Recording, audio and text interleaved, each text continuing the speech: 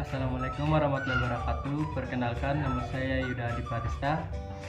Saya mahasiswa jurusan PGSD dari Universitas Muhammadiyah Buton. Baiklah, di sini saya akan menjelaskan tentang pengertian siklus karbon. Siklus karbon merupakan suatu aliran karbon yang melewati semua bagian dalam sistem planet bumi, baik berupa tumbuhan, hewan, hingga manusia, dan prosesnya terjadi secara alami.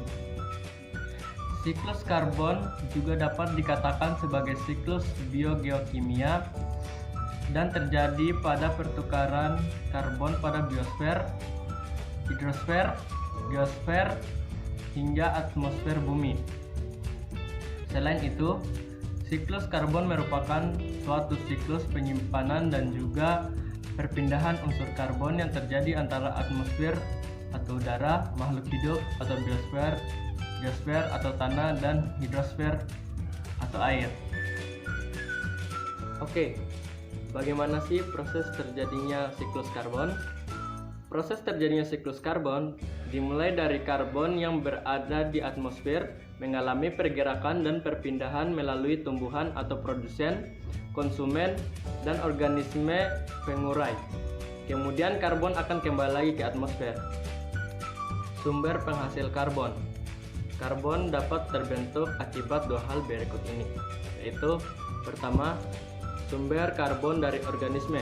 Sumber karbon dari organisme terbagi atas dua. Yang pertama, fotosintesis.